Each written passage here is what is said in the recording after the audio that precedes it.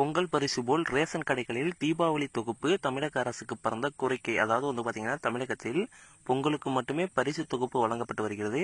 இந்நிலையில் தீபாவளி பண்டிகையை முன்னிட்டு அரிசி, சர்க்கரை, மைதா, கடலை மாவு, பாமாயில், கோதுமை, மண்ணெண்ணெய், பருப்பு வகைகள், ரவை, மல்லி, மிளகாய், வத்தல், சீரகம், மிளகு உள்ளிட்ட அத்தியாவசிய பொருட்களை ரேஷன் கடைகளில் தீபாவளி தொகுப்பாக தமிழக அரசு வழங்கிட வேண்டும் என்று மார்க்சிஸ்ட் கம்யூனிஸ்ட் கட்சி கோரிக்கை வைத்துள்ளது. தமிழர் திருநாளான பொங்கல் பண்டிகையை முன்னிட்டு தமிழக அரசு சார்பில் பொங்கல் பரிசு வழங்கப்படுவது வழக்கமாகும். வேஷ்டி, சேலை, பொங்கலுக்கு தேவையான பொருட்கள் மற்றும் ரொக்க பணமும் அரசு சார்பில் ஒவ்வொரு ஆண்டும் வழங்கப்பட்டு வருகிறது.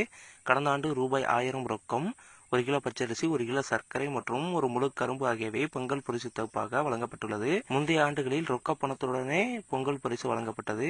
இந்நிலையில் பொங்கலுக்கு வழங்குவது போல் ரேஷன் கடைகளில் தீபாவளிக்கும் பரிசு தொகுப்பு வழங்க வேண்டும் என்று மார்க்சிஸ்ட் கம்யூனிஸ்ட் கட்சி தமிழக அரசுக்கு கோரிக்கை வைத்துள்ளது. மார்க்சிஸ்ட் கம்யூனிஸ்ட் கட்சி மாநில குழு கூட்டம் அக்கட்சியின் மாநில செயற்குழு உறுப்பினர்கள் எஸ். நூர் முகமது தலைமையில் சென்னையில் நேற்று நடந்தது. இக்கூட்டத்தில் அரசியல் தலைமை குழு உறுப்பினர்கள் பிரகாஷ் காரத், ஜி. ராமகிருஷ்ணன், மாநில செயலாளர் கே. பாலகிருஷ்ணன், மத்திய குழு உறுப்பினர் பி. சம்பத், உ. வாசுகி, பே. சண்முகம் உள்பட நிர்வாகிகள் கலந்து கொண்டார்கள். இந்த கூட்டத்தில் நிறைவேற்றப்பட்ட தீர்மானங்கள் பாத்தீங்கன்னா, தீபாவளி பண்டிகையை முன்னிட்டு அரிசி, சர்க்கரை, மைதா, கடலை மாவு, பாமாயில், கோதுமை, மண்ணெண்ணெய், பருப்பு வகைகள், ரவை, மல்லி, மிளகாய், வத்தல், சீரகம், மிளகு உள்ளிட்ட அத்தியாவசிய பொருட்களை ரேஷன் கடைகளில் தீபாவளி தொகுப்பாக தமிழக அரசு வழங்கிட வேண்டும். இவ்வாறு தீர்மானங்கள் நிறைவேற்றப்பட்டன.